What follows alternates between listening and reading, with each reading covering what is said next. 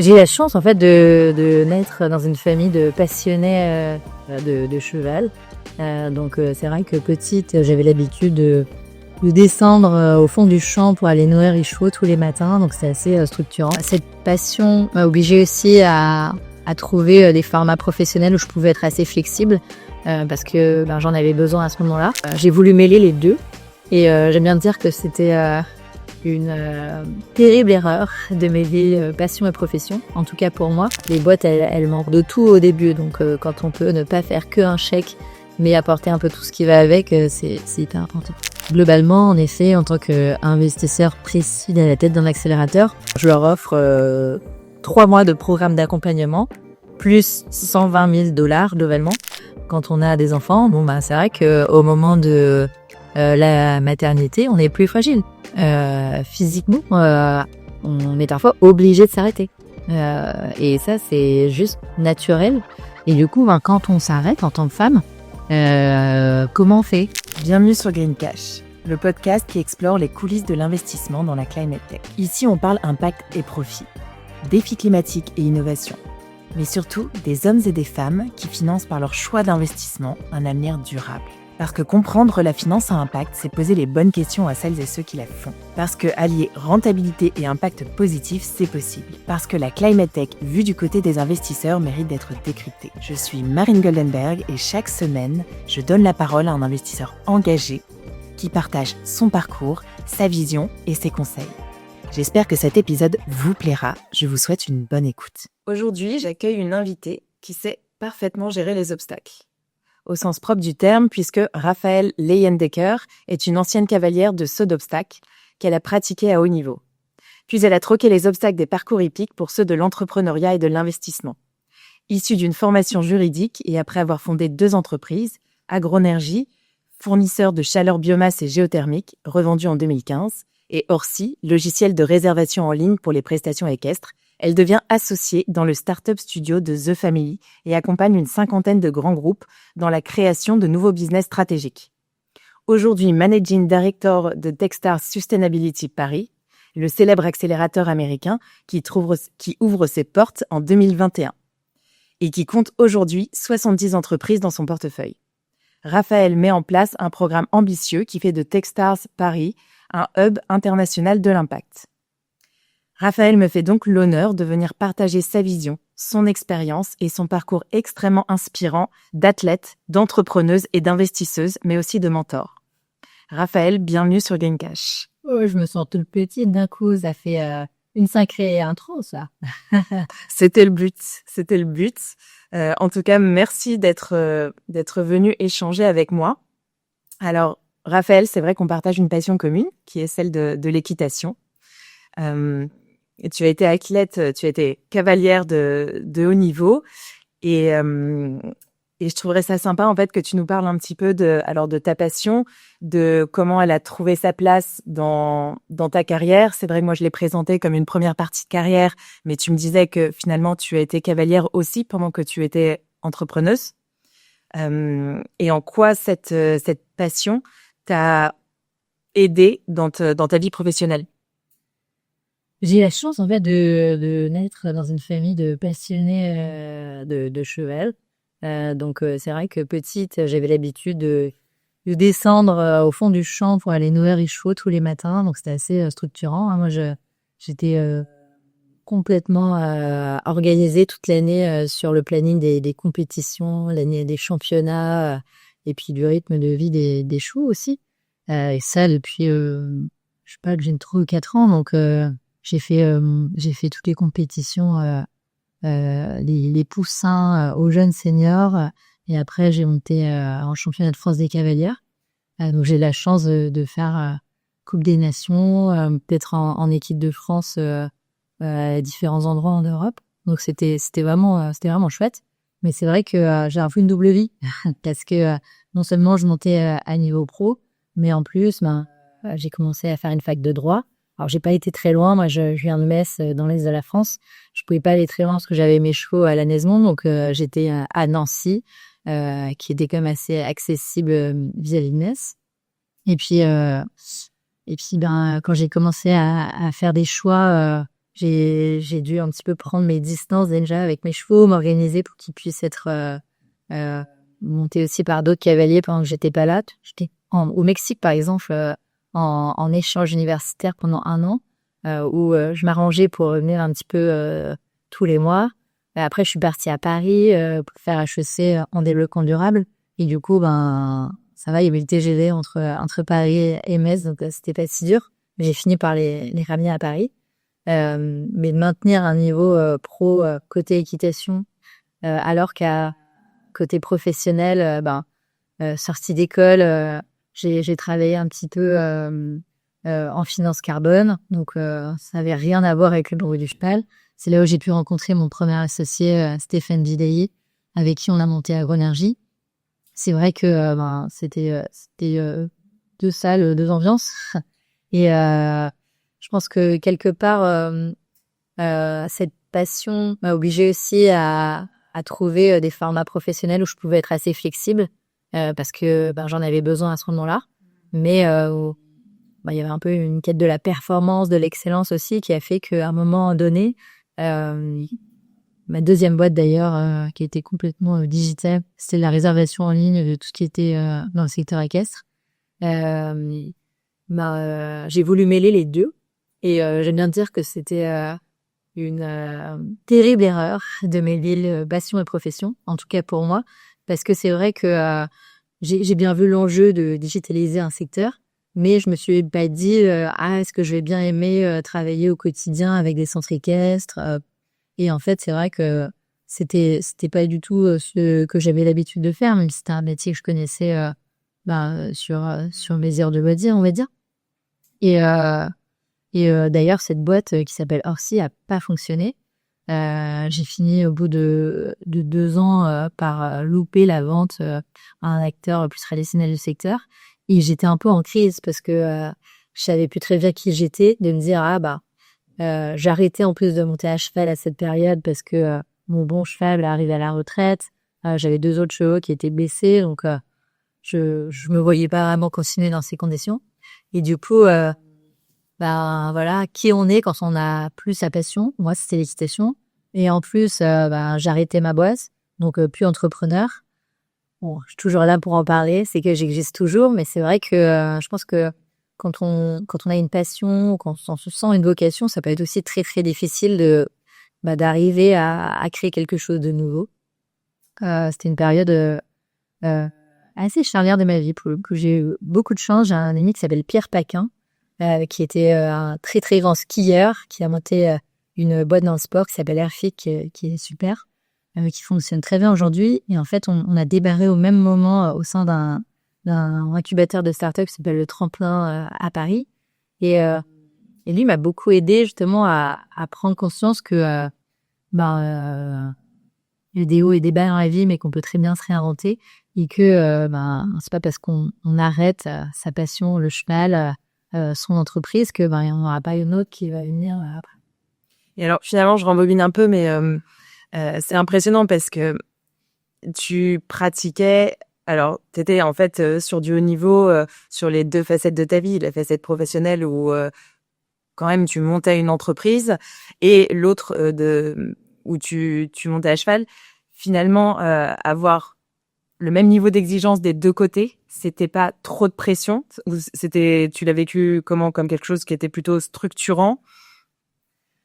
Alors déjà, pour les entrepreneurs qui nous écoutent, je voudrais un peu ramener les choses à terre. C'est pas parce qu'on est entrepreneur qu'on est star, hein. Moi, mon entreprise, elle, pour le coup, elle a été à l'équilibre, elle a pas perdu d'argent. Pour autant, c'est un échec. Voilà, je veux dire, il y a pas de gloire là-dedans. Pour le coup, je sais pas, moi, je pense que je suis d'une famille aussi d'entrepreneurs où ça m'a jamais semblé hyper difficile de monter une boîte. C'est peut-être parce que j'étais habituée grâce au cheval, hein, quand on a un pneu crevé sous la pluie battante, qu'il faut changer les chevaux du camion et demander de l'aide à des camionneurs roumains, nettoyer les bottes avec le tracteur, je sais faire. C'est un peu le système D. Ça, je pense que voilà, pour moi, ça va pas sembler être une montagne de monter une boîte. Faut en effet savoir survivre, créer du chiffre d'affaires dès le début quand on part de zéro. Donc juste pour dire que je pense pas que c'est forcément la performance. Alors je suis assez compétitrice dans l'âme, mais c'est plus en effet. Je pense que il y a des moments dans la vie comme ça où on peut mettre son énergie à certains endroits ou d'autres. Il y a d'autres moments où tout s'aligne. Pour le coup, j'ai vu à travers les 6 programmes d'accélération que j'ai fait avec Techstar des mamans qui lançaient des boîtes quand elles allaient devenir mamans, quand elles étaient déjà devenues mamans, qui sont aussi des phases charnières pour les femmes. Il y a des très bons papas qui l'ont fait aussi, hein, mais je pense que ça ne demande pas vraiment la même disponibilité de leur côté. Donc tout ça pour dire que je pense qu'il n'y a pas de bon moment pour se lancer, que ça soit au sport ou dans l'entrepreneuriat. Et alors, si tu veux nous en parler, je sais que tu es maman de 3 enfants. Et alors, comment est-ce que tu t'organises, si tu as envie de le partager, entre ta vie de famille et ta vie professionnelle? Parce que c'est vrai que c'est quelque chose qui peut sembler assez challengeant. En fait, durant la première grossesse, donc j'étais encore associée dans Startup Studio Pathfinder. On avait une de nos boîtes qui était en négociation pour accueillir un nouvel associé late founder. Et donc c'était la phase où moi j'avais onboardé ce late founder et où j'allais partir en congé mat. Donc c'était un forfait temps parce que c'est moi qui gérais le sujet. Et du coup, malgré le congé mat, ce late founder, elle n'arrêtait pas de m'appeler, de me demander de faire des trucs, et puis de passer du temps à discuter et tout. Donc bon, c'est des transactions qui pour le coup prennent un petit peu de temps parce que souvent il y a une phase de test pour voir si ça se passe bien avec l'équipe dirigeante en place. Il y a un peu d'investissement en cash aussi. Et pour le coup, c'est des boîtes super, mais qui m'a pas du tout récompensé de cette relation qu'on a eue, alors même que j'étais quand même assez indisponible et que c'était du temps aussi que j'aurais bien préféré passer avec ma famille.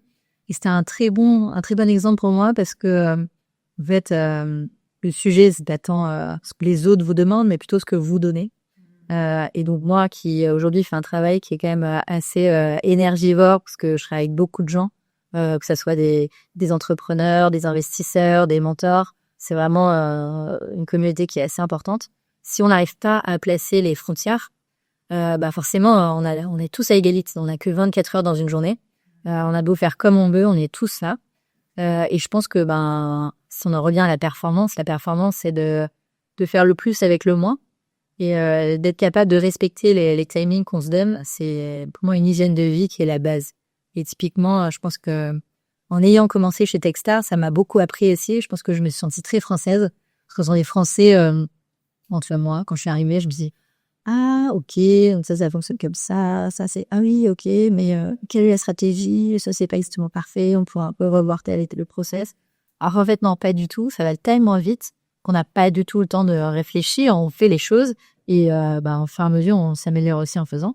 Et typiquement, je venais quand même d'un univers startup qui est très focalisé sur l'exécution. Mes rendez-vous, ça devait déjà être des rendez-vous de l'ordre de 30 minutes,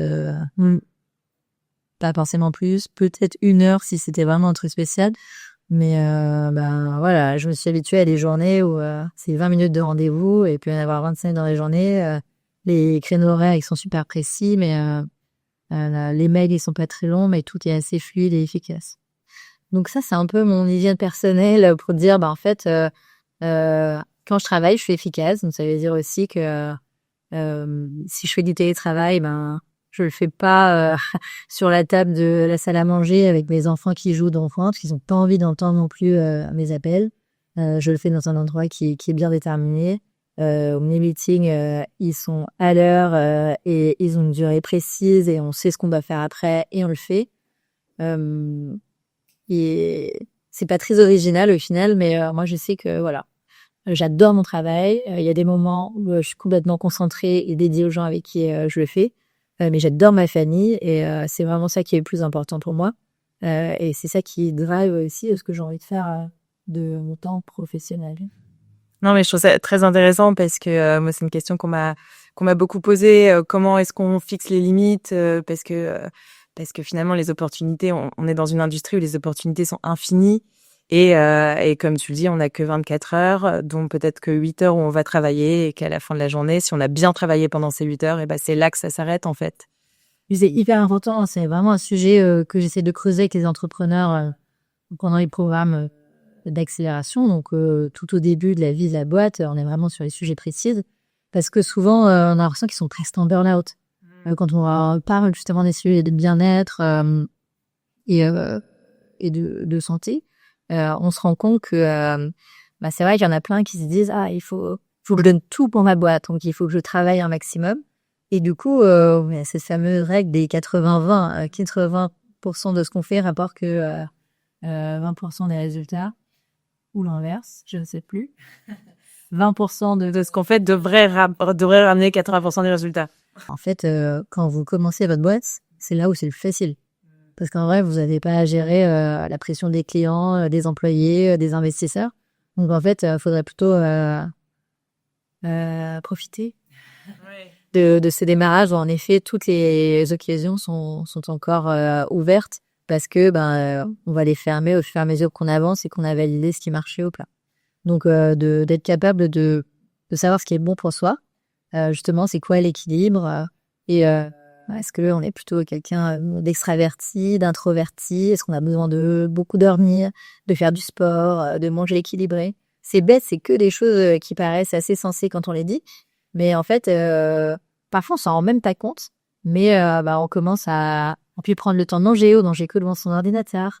Et puis, dans le lieu qu'on travaille, on n'a plus le temps d'aller faire la petite séance de yoga ou de pilates qui a du bien, ou un petit galop dans les champs pour les fans d'équitation. Moi, c'est plutôt le ski maintenant. Mais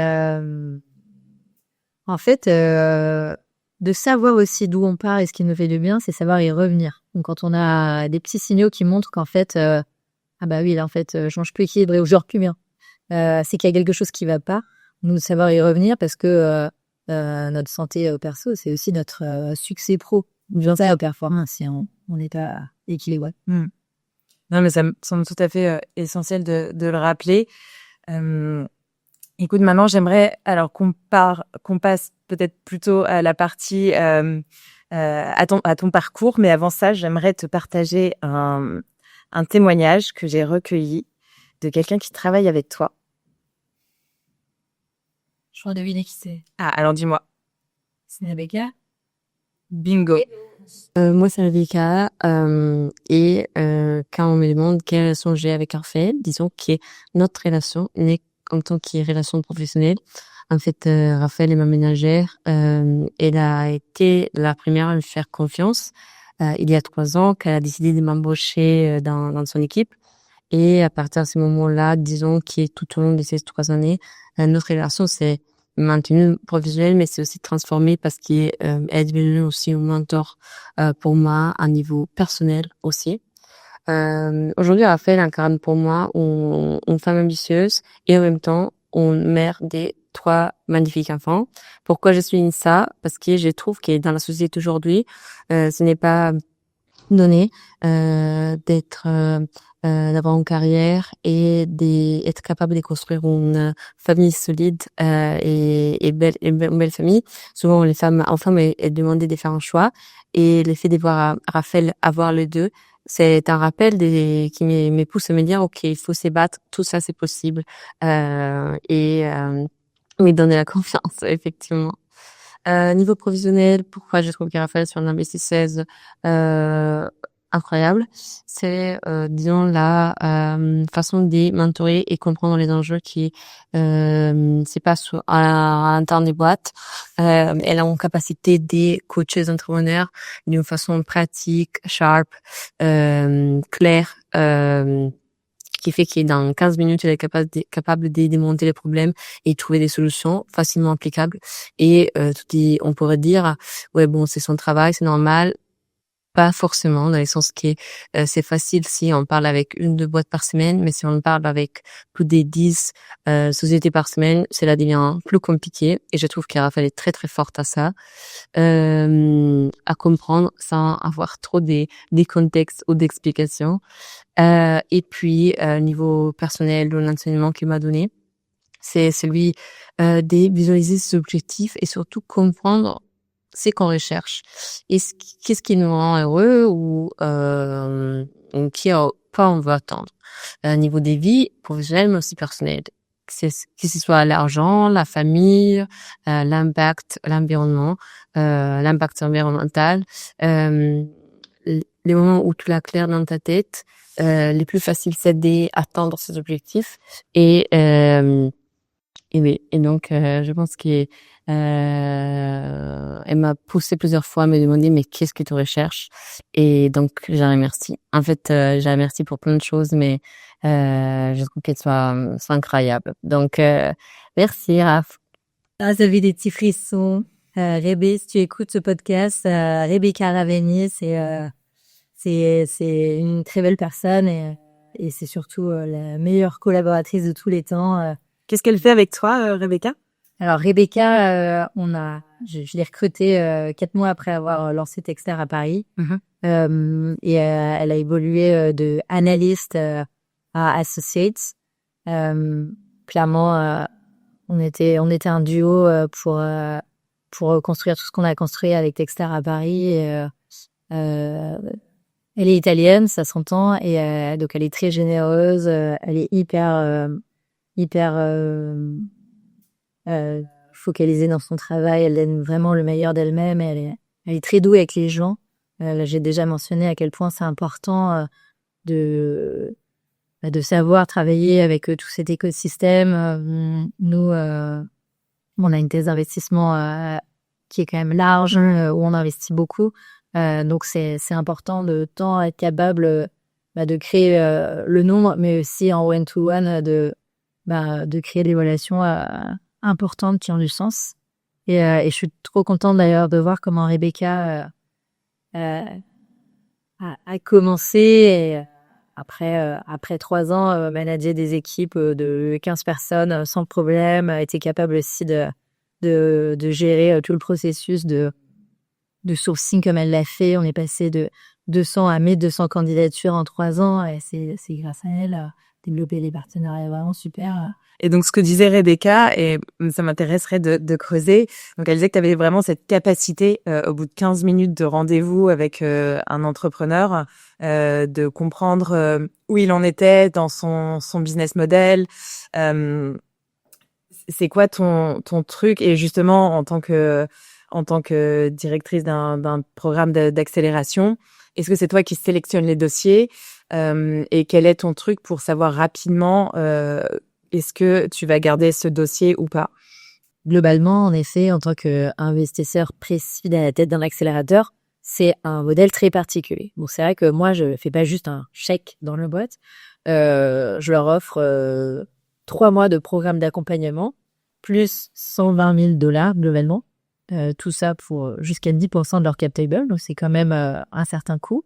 Donc, ça veut dire que c'est des entrepreneurs qui sont motivés pour passer à l'étape d'après grâce à ces 3 mois et à tout l'écosystème qu'on va leur apporter avec Techstars. Et donc, dans notre métier, on attend la partie sourcing, qui est bien sûr aidée par la marque de Techstars et le réseau qui existe depuis 17 ans, qui est très international, mais aussi par la relation qu'on développe avec les entrepreneurs en amont. Donc, tant à travers les partenariats qu'on peut avoir avec différentes parties d'écosystème, que par les recommandations aussi d'autres entrepreneurs, de mentors qui ont déjà travaillé avec nous. Et puis, avec tous les événements, on va organiser. La partie après sélection, je pense que c'est une grosse partie du métier. Et c'est ta question de comment, en fait, on sait après 15 minutes où est-ce qu'on veut investir ou pas. Parce qu'il va dire qu'on investit en 15 minutes, mais on sait si on passe de l'interview 1 à 2, 3, 4. On a en gros 4 rounds d'entretien avant le comité d'investissement. Et ça, c'est très spécifique au métier d'investisseur précis. En fait, des boîtes, elles sont des barrages. Donc, c'est pas comme si on pouvait faire une due deal hyper poussée, parce qu'en fait, parfois, il n'y a pas encore de clients, parfois, il n'y a pas encore de brevets.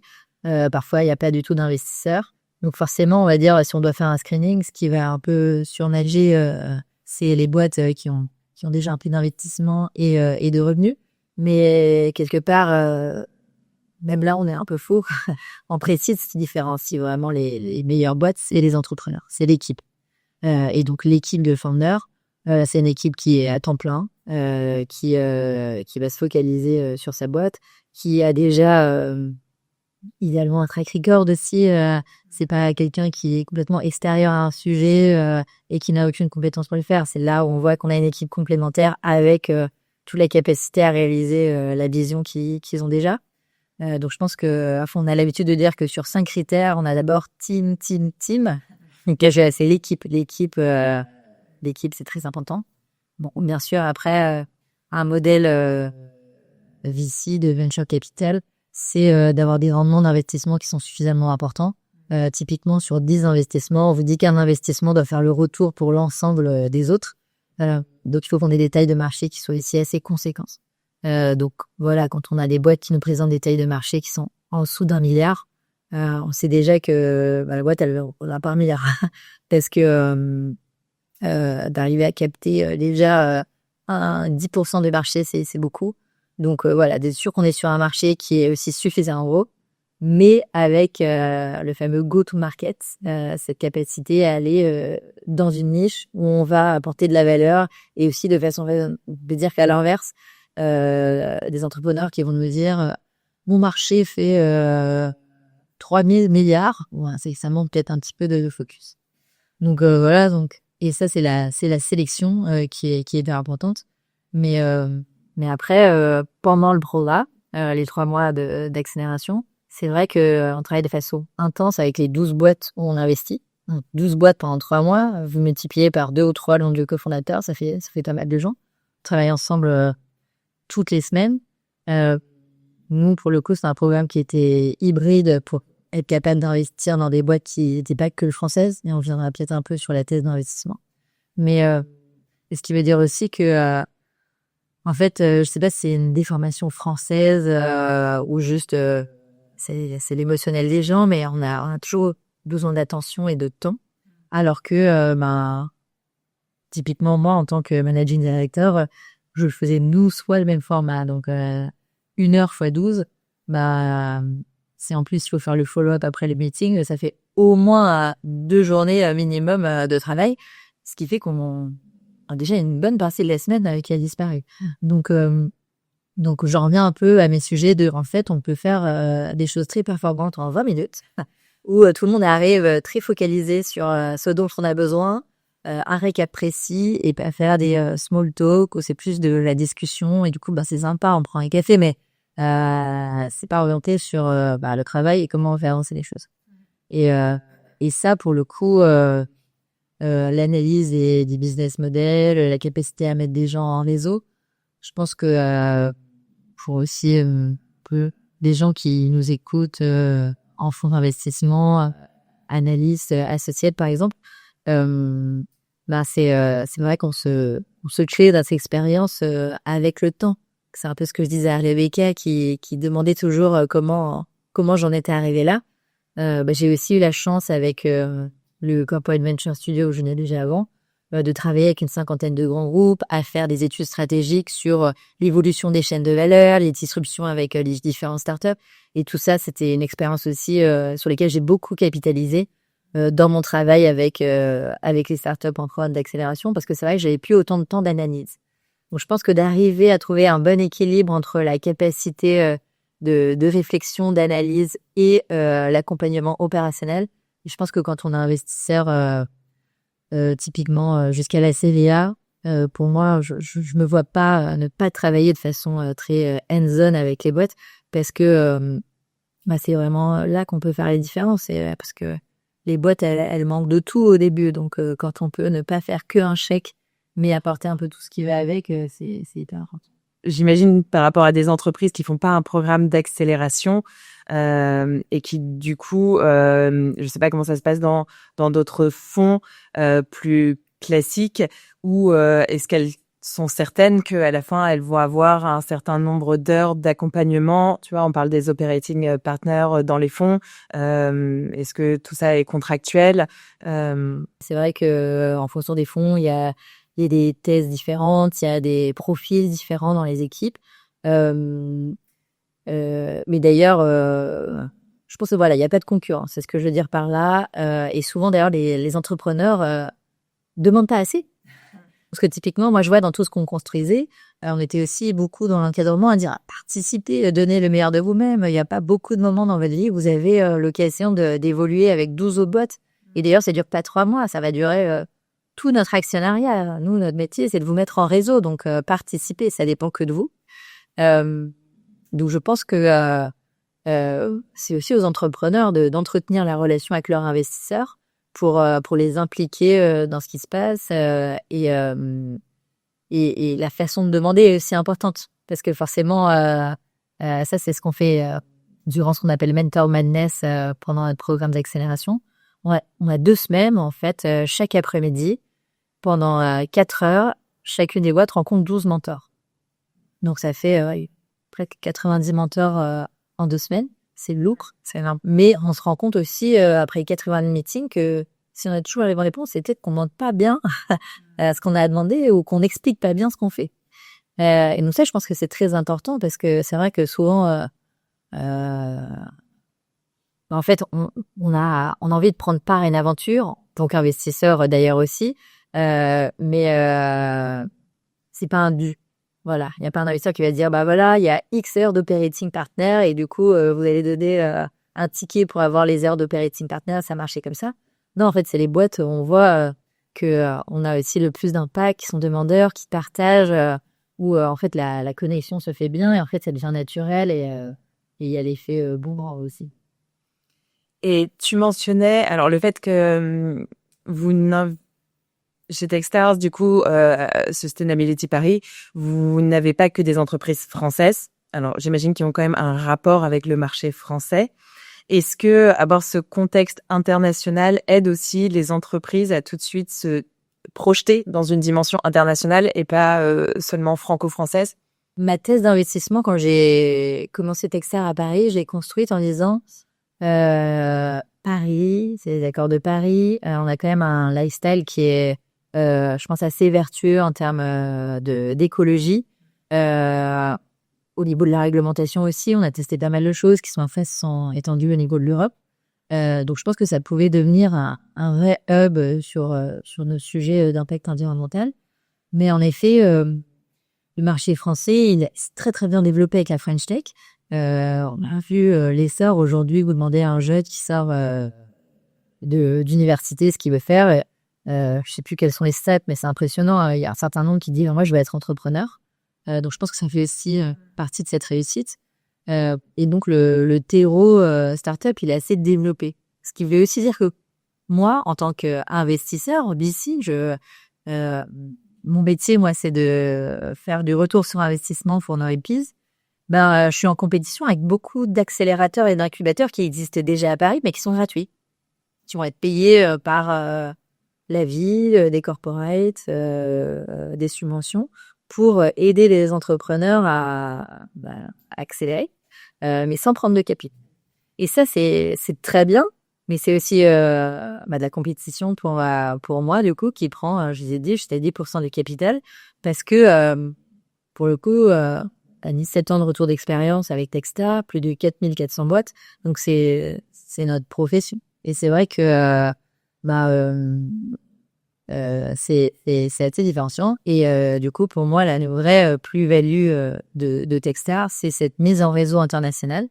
Quand on peut travailler avec des boîtes pendant le programme qui viennent pas du coup de Paris, de France, on voit un petit peu ce qui se passe ailleurs, mais que même en dehors du programme, on peut être mis en réseau avec toutes les autres boîtes du portefeuille, les mentors et les investisseurs qu'on a ailleurs. Et donc ça, c'est vrai tant pour des boîtes qui voulaient targeter le marché européen avec la porte d'entrée qu'est la France. J'ai un super bel exemple avec BioEssal, par exemple. C'est une boîte mexicaine où j'ai investi en 2022, qui a relocalisé le siège de sa R&D et bientôt son siège social en France, c'est à Grenoble. Et eux, ils font du stockage d'énergie. C'est une boîte, quand ils sont rentrés dans Techstars, ils faisaient presque déjà 1 million de chiffre d'affaires. Aujourd'hui, je pense qu'ils ont dépassé les 8 millions. Et du coup, ils voyaient très très bien l'intérêt de targeter ce marché européen. Et donc, ils voulaient absolument venir faire Techstars Sustainability là-bas.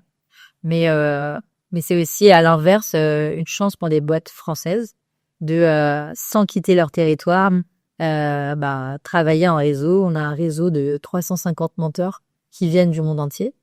Et donc, on avait un mix, en gros, de un tiers de boîtes françaises, un tiers de boîtes reste de l'Europe et un tiers de boîtes reste du monde, très centré quand même sur l'Amérique du Nord. Et alors, du coup, je suis curieuse, comment tu es arrivée chez Techstars et est-ce que c'est toi qui as initié cette idée de on va ouvrir Techstars Sustainability Paris? Tu disais que c'est toi, du coup, qui a rédigé la thèse d'investissement. Donc ça, c'est intéressant aussi. Je me demandais si Techstars avait une thèse d'investissement globale. Et non, donc chaque accélérateur a sa propre thèse d'investissement. Alors, j'ai eu la grande chance d'être chassée, comme on dit dans le milieu, par Maëlle Gavet, qui était la CEO française de Techstars au niveau global, qui voulait ouvrir Techstars à Paris, parce que selon elle, c'est un écosystème dynamique où Techstars devait absolument être. Ce que je partage. Ce que je partage. Et donc, en effet, en tant que MD, Managing Director de Techstars, dans les 42 localisations dans le monde, on a cette grande chance d'être libre quant à notre thèse d'investissement. Techstars, c'est un investisseur précis. On a un deal qui est complètement standard. Je le disais, 3 mois d'accélération, l'accès à notre réseau à vie, plus 120 000 euros de capital, avec toujours près de 10% de la cap table. Donc ça, c'est très rigide. Mais pour autant, chaque localisation, en effet, va avoir un peu sa couleur avec le MD qui les dirige. Pour le coup, donc moi, j'ai choisi une thèse avec une répartition géographique assez précise, mais aussi donc avec un sujet qui est B2B environnement. C'est pour ça qu'on a eu le Rineni Techstars Sustainability Paris fin 2022. Alors, on avait commencé en étant Techstars Paris, mais c'est vrai que si vous allez à Londres, Londres, c'est agnostique, anywhere. Donc, partout dans le monde, les startups peuvent candidater et être sélectionnées. Pour autant, je sais que Georgie, qui est MD là-bas en ce moment, est particulièrement les sujets sur les AI en ce moment. Si vous regardez Berlin, Brian Daly, lui, il s'intéresse un peu plus aux sujets deep tech qui viennent d'Europe de l'Est. Voilà. Et si vous piochez un petit peu dans l'ensemble des MD, vous allez voir des couleurs comme ça de thèses qui vont sortir, même si en effet, à la base, Techstars est quand même assez agnostique early stage. Et donc, à Paris, c'est l'impact, mais est-ce qu'il y a quand même des verticales sur lesquelles vous êtes un petit peu plus spécialisés? Je sais pas, les sujets IA, food, eau. Oui et non. Alors, historique, il y a toujours des exceptions. Voilà, TerraDar, Techstars a son fonds qui investit à travers certains accélérateurs et également des corporate programmes qui vont être beaucoup plus verticalisés parce qu'en effet, un corporate va avoir un focus très spécifique. Typiquement, on a un corporate programme avec ABN AMRO à Amsterdam. C'est FinTech. Ok. On a un programme qui s'appelle Alabama Power aux US, qui est donc avec Alabama Power, donc c'est dans l'énergie. On a un autre programme avec l'université de Tuscaloosa, qui est WaterTech, pour vous donner un petit peu des sujets qui sont en périphérie de ce que je fais. Donc ça va être plutôt des programmes verticalisés avec un corporate programme, alors que les autres programmes sont plutôt agnostiques. Ok, mais écoute, super intéressant. Et alors, il y avait aussi un sujet que j'avais envie d'aborder, et je sais que tu peux être un peu critique là-dessus, c'était le sujet des critères ESG. Je crois que chez Techstars, vous avez cet accompagnement, c'est-à-dire que dès le départ, vous posez quand même ce sujet des critères ESG. Moi, je me demandais comment, alors est-ce que c'est plutôt des principes que vous infusez dans l'entreprise pour que ça prenne sa place dès le départ, ou alors est-ce que vous avez vraiment des protocoles à mettre en place dans les entreprises pour ensuite les diriger vers une labellisation. Parce que c'est vrai qu'on peut se dire que pour les entreprises de la climate tech, elles ont quand même peut-être un devoir en fait de montrer l'exemple en la matière. Alors, donc en effet, on a construit le programme. On a fait 6 programmes d'accélération entre début 2022 et fin 2024, avec pour but de d'aider les entreprises à impact à réussir. J'aime bien dire, je suis désolée, j'essaie toujours de traduire ce que je fais en anglais, en français, du coup, parfois c'est un peu bruit. Mais typiquement en anglais, je pense qu'en anglais, ça passe. On parle pas beaucoup d'impact. L'impact, c'est quand même très français. Alors, plutôt européen même maintenant, ce qui est très bien. Mais moi, ce que j'aimais bien dire, c'est good business raises good money. Ce qui veut dire que d'abord, il faut se concentrer sur faire un business. Et donc ça, c'est vraiment la base de tout. Un business, c'est quand même une boîte qui est un peu sustainable, mais dans la partie durabilité économique. Il faut générer du chiffre d'affaires, il faut être capable de payer ses équipes. Alors, quand on commence une start-up, c'est vrai qu'on pousse beaucoup les entrepreneurs à lever des fonds. Il y a plein de super entreprises qui sont complètement bootstrappées et qui vont aussi avoir un super impact d'ailleurs. Et qui peuvent être des vraies start-up. Donc, des super entreprises qui peuvent avoir un impact. Mais en tout cas, la base de tout, c'est d'avoir un modèle économique qui tient la route. Et donc, nous, vu qu'on intervient en pré-seed, et qu'on est quand même sur des sujets sustainability, pour moi, ça a de pair avec avoir le bon mindset. Pour moi, le bon mindset, c'est être capable de savoir ce qu'on doit mesurer. Donc, la mesure d'impact pour des boîtes qui sont en énergie, c'est très facile. C'est des kilowattheures qu'on va produire. Donc, c'est ça, de le mettre en CO2, c'est quand même très facile. Pour des boîtes dans l'eau, ça n'est pas forcément autant. Alors maintenant, on aime bien dire les litres produits en eau, etc. Mais c'est vrai qu'il y a quand même une grosse vague climate où on était sur la tonne de CO2 évitée avec les objectifs de 10 gigatonnes. Donc, dès qu'on s'éloigne un petit peu du carbone, c'est compliqué. Sachant que donc, moi, sur du B2B environnement, il n'y a pas trop d'impact social. Donc, la mesure d'impact avec différents sets d'outils qui existent, qu'on habille dans les mains des entrepreneurs, mais sans contrainte. Ok. Tu peux donner des exemples d'outils? Je pensais par exemple. Typiquement, on bosse avec Impactable X, qui est aussi une boîte de Techstar, qui est pas de Techstar Sustainability à Paris, mais que je trouve super bien. On a une autre de nos startups qui s'appelle SustainSoft, avec qui on avait commencé à implémenter leur outil pour justement faire toute la mesure du portefeuille côté fonds, et qui s'est plus orienté maintenant à CSRD. Et après, il y a le mouvement Impact France a fait un super template, je trouve, de mesure d'impact, j'en crois, et chacun à regarder. Donc, il y en a beaucoup. Et c'est pour ça aussi que en début de programme, j'aime bien toujours faire une table ronde avec des investisseurs. On avait l'habitude d'inviter tant Citizen Capital, mais aussi Remaya, qui est sur du growth, intègre l'ESG sans investir forcément dans des boîtes impact, ou des Ring, Achievements qui font plus de l'impact pour le coup dans leur ADN, pour montrer qu'en fait il n'y a pas un standard et que du coup l'intentionnalité est quand même clé pour les boîtes early stage. Et ça, c'est quelque chose que je trouve très important, parce que c'est vrai qu'avec tout l'essor des fonds européens, article 8 mais surtout article 9, il y a beaucoup de compliance maintenant sur les sujets impact, et que donc quand vous commencez une boîte, c'est un peu la double injonction. Allez, vous devez être performant économiquement, mais en plus, faut avoir un impact positif. Donc, ça veut dire pas d'externalité négative, et puis être sûr que vous tenez bien la route sur tout le forecast que vous avez fait. Donc, quand on commence une boîte et qu'on va pivoter peut-être 2 fois avant d'arriver, c'est super compliqué. Donc, moi, je préférais donner le mindset, savoir retrouver les outils, avoir les bons réflexes après en termes ESG, quand on va créer la gouvernance, embaucher, choisir toute sa supply chain, pour que on fasse les bonnes décisions au bon moment, que faire des forecasts sur 5 ans, pour in fine devoir les refaire dans 3 mois quand on aura pivoté. Et du coup, pareil pour les certifications du type B Corp. Alors moi, je suis proscrit. Ok, ah ouais, carrément. Vous allez, d'ailleurs, j'ai débarrassé son Bicorp. Non, mais ça m'intéresse Du coup, le Laven Bicorp, il est super, etc. Mais en fait, pour moi, tant que les boîtes, elles font pas, en gros, 1 million de chiffre d'affaires, qui est un peu le seuil pour exister pour les boîtes, je pense qu'elles n'ont pas de temps à perdre, entre guillemets, ce qui veut pas dire qu'elles peuvent pas adopter toutes les bonnes démarches. Mais la certification, c'est quand même aussi un des focus qui va prendre quelque chose. Quelque chose qui va prendre du temps et de l'argent pour les boîtes. Donc non, je pense que c'est pas le sujet. Tant que les boîtes, elles sont quand même plus solides, faut pas courir après un label ou une certification, c'est trop tôt.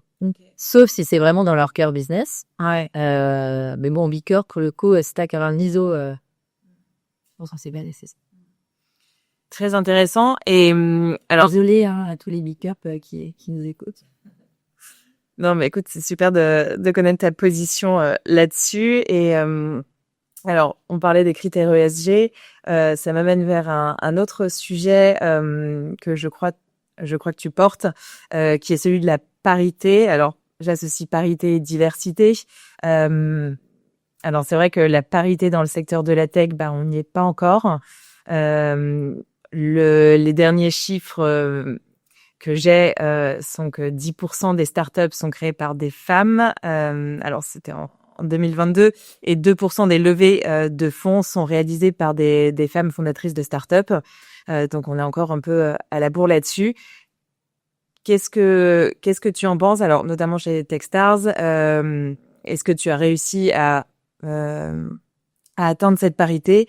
Et selon toi, aujourd'hui, dans la tech, qu'est-ce qui bloque encore? Et est-ce que tu vois notamment un lien de causalité entre le fait que les femmes sont aussi sous-représentées dans le secteur de l'investissement, en tout cas dans les comités d'investissement, et potentiellement le fait que des femmes ou des équipes féminines ont encore du mal à lever des fonds, ou en tout cas au même niveau que des hommes?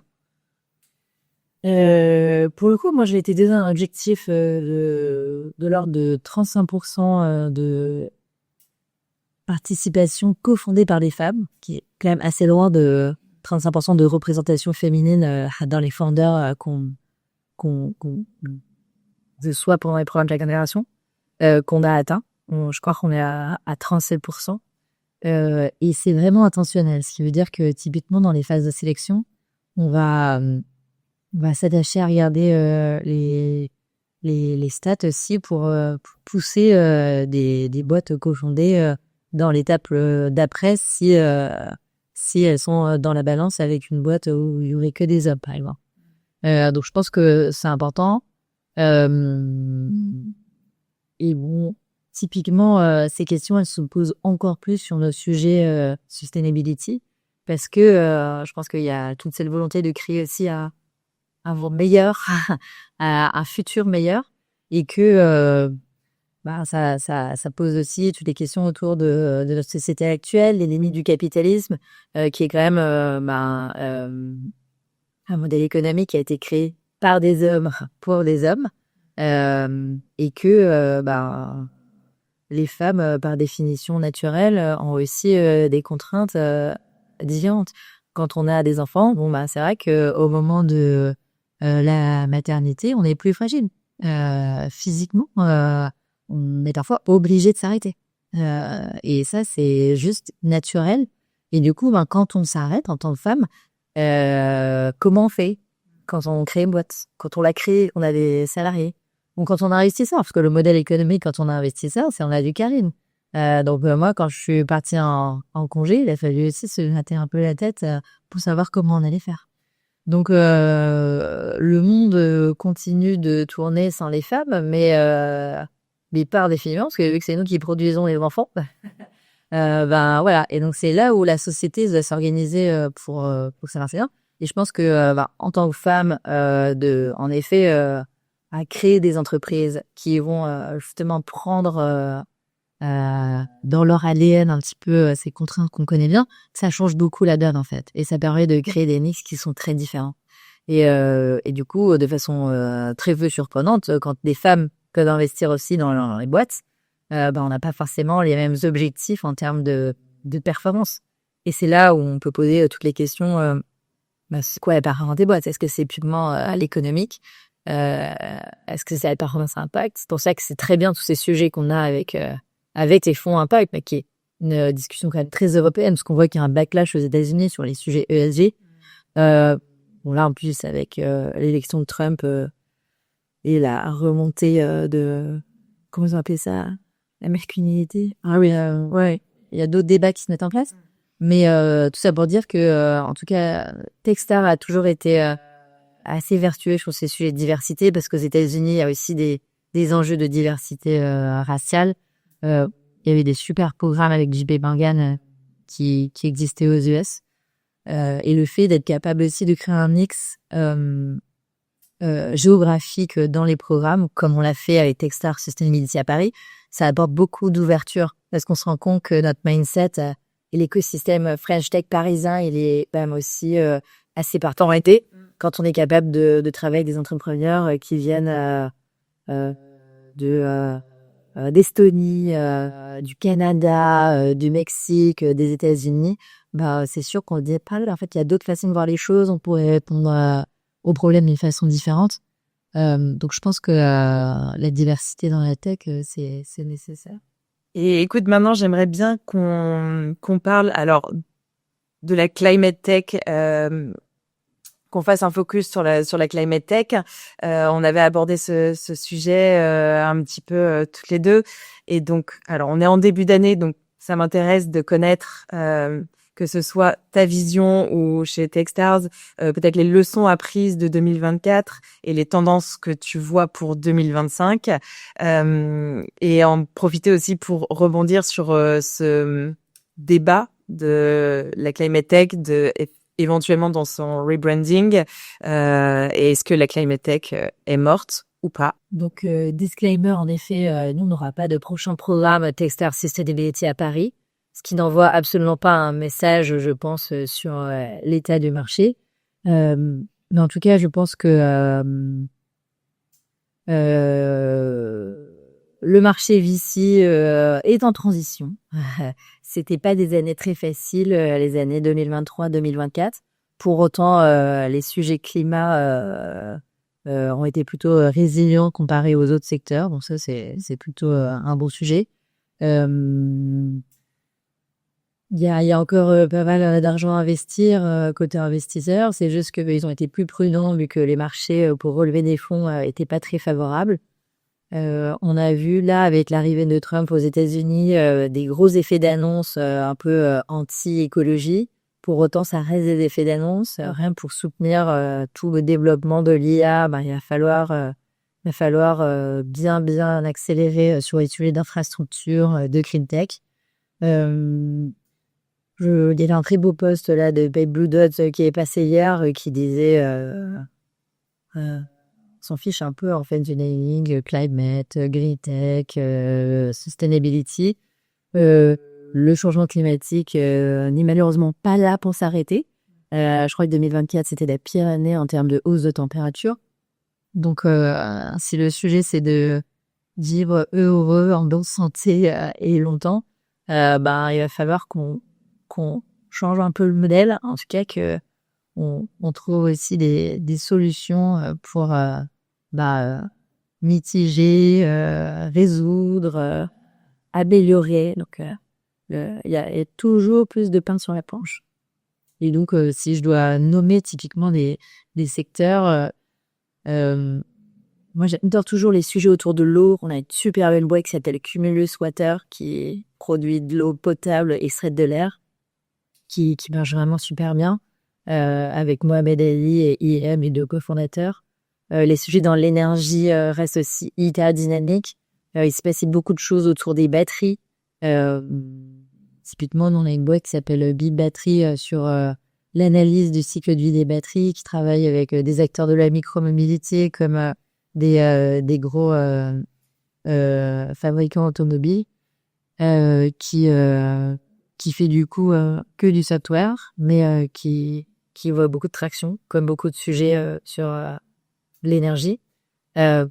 Donc, eau, énergie, économie circulaire, tant sur des sujets biotech pour avoir des emballages compostables, par exemple, que sur du réemploi et d'économie circulaire. Et c'est toutes des entreprises que tu as accompagnées Bah, du coup, là, j'en ai nommé 2 sur les 70, mais S-Lab, dans le packaging complètement compostable. C'est une super boîte qui a été créée par les Ukrainiens qui sont relocalisés en Espagne. Circular Place, super logiciel de réemploi qui est française pour le coup, avec une très belle équipe aussi emmenée par Vincent. Donc je pourrais en parler longtemps parce qu'il y en a beaucoup. Écoute, on fera une prochaine série sur toutes tes aventures. Là, j'avais envie de revenir un petit peu sur ce que tu disais aux US et au contexte. Est-ce que toi, tu penses que ça peut avoir quand même des retombées? Donc, notamment, il y a le Inflation... L'Adduction Act, c'est ça. l'AIVA. Ouais, qui est remis en question. Alors, plus avec des effets d'annonce que vraiment des mesures concrètes. Est-ce que tu penses que ça peut avoir des retombées positives sur l'écosystème européen dans la climate tech? Voilà, a priori, l'AIRA, il est pas prêt de disparaître, parce que je crois que ça bénéficie beaucoup au secteur de l'énergie, aux États républicains surtout. Donc, je pense que ça va vite disparaître. Malheureusement, regarde les pitchbooks, hein, les mélos de boîtes aux US, elles sont bien meilleures que chez nous, et ça commence dès le précise. Hein, quand les boîtes, il y a toujours à peu près la même chose. On regarde 500 à 1 million d'euros au démarrage. En Europe, les valos, ça va être de l'ordre de 3 à 4 millions. Quant aux US, ça va plutôt être de l'ordre de 7 à 8. Et après, voilà, ça continue à s'envoler. Donc, je pense que l'enjeu de l'Europe, c'est de créer plus de liquidités pour les marchés, parce que c'est plus facile de lever des fonds pour les fonds aussi. Donc, plus facile pour les startups de lever des fonds. Et c'est en effet même... je pense aux IPO, aux introductions en bourse, mais rien qu'il y avait aussi plus de M&A entre startups. On a eu des petits débuts un peu timides, mais ou même des LBO. Il y a plein de boîtes en cleantech qui sont de très bons candidats en LBO. On a un super mentor de chez nous qui s'appelle Vincent Ruiné, l'ancien de Future Positive Capital, qui bosse là-dessus. Et je pense que c'est des vrais enjeux. Qu'est-ce qui freine encore aujourd'hui en Europe? En fait, tout prend plus de temps. Nos corporates sont plus lents aussi, donc pour avoir un contrat bien en place, ça va prendre 18 mois ou plus. Pour lever des fonds aussi, ça prend du temps. Donc en fait, si on arrive à accélérer tous ces processus, à créer plus de liquidité, donc plus de capacité de vente, de sortie, on pourra juste aller plus vite et du coup répéter ça de façon plus grande. Parce qu'en parallèle, tu dis quand même que l'Europe et surtout la France sont des terreaux fertiles pour les climate tech. Est-ce que tu as des exemples concrets de mesures qu'il y a chez nous et qui sont plutôt favorables? Typiquement tout ce qui est CSRD. Ça a été créé en Europe. C'est un modèle qui est en train de répliquer au Canada. Il y avait tout le sujet de réglementation ESG aux États-Unis qui est plutôt complètement abandonné. Typiquement, BlackRock a arrêté de le faire. Mais bon, ça, c'est un bel indicateur pour dire, nous, on est quand même en pointe sur ces sujets. Là, si les US se retirent complètement des accords de Paris, par exemple, que va-t-il advenir des sujets scope 1, 2, 3 parce que quand on fait la traçabilité d'une chaîne de valeur et qu'il nous en manque un bout, c'est compliqué. Et puis, et donc après, il y a tous les sujets de dumping fiscaux qui peuvent arriver derrière. Donc, je pense que il y a plein de voix qui s'élèvent pour dire qu'en effet, l'Europe, elle est pas du tout vieille et moribonde et que ça va pas bien. Au contraire, nous, on a des ressources, on a des racines qui sont quand même ancrées profondément, avec un art de vivre et une qualité de vie qui est inégalée et je pense incontestée. Et que ça prime sur beaucoup de choses. Donc, il faut qu'on arrive à garder la compétitivité économique. Et c'est compliqué parce que on a des cultures qui sont très différentes. Quand vous développez aux États-Unis, vous avez un marché global avec des réglementations qui sont relativement harmonisées, une seule langue, et donc vous adressez tout de suite à beaucoup plus de personnes. En Europe, vous commencez en France, vous parlez français, vous adressez marché français, et éventuellement après, vous allez en Allemagne, et vous allez parler allemand, parler à d'autres entreprises. Donc c'est là où je pense que Au niveau de l'Union européenne, il y a déjà pas mal de choses qui sont sur le tapis. Ça va pas à la vitesse de la lumière, mais il y a quand même des belles propositions sur un statut d'entreprise européenne qui pourrait permettre déjà au niveau réglementaire, fiscal, faire juste du simplement. Hyper intéressant. Écoute, on arrive on approche de la fin de notre entretien. J'aime bien terminer par ce que j'appelle les tips pour investisseurs et entrepreneurs. Quel conseil donnerais-tu à un entrepreneur qui souhaite se lancer dans la climate tech et par exemple rejoindre votre accélérateur? C'est très simple. Aller trouver des clients. Je suis désolée, je suis très pragmatique, mais c'est vrai que je pense qu'il n'y a pas d'angélisme à avoir. Monter une entreprise, ça passe par en effet prouver qu'il y a d'attraction, même quand on a une super techno, et a fortiori quand on a une super techno.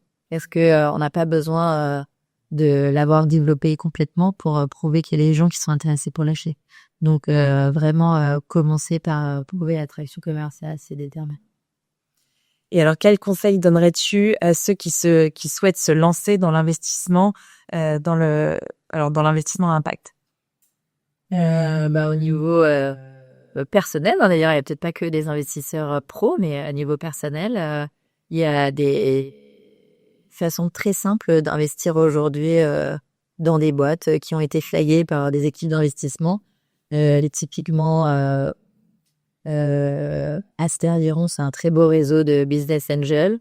Ils sont déjà à un certain niveau maintenant, mais sinon, il y a des tickets qui sont plus abordables sur des plateformes de crowdfunding comme Zita ou comme Anaxago, qui proposent des très belles boîtes à impact.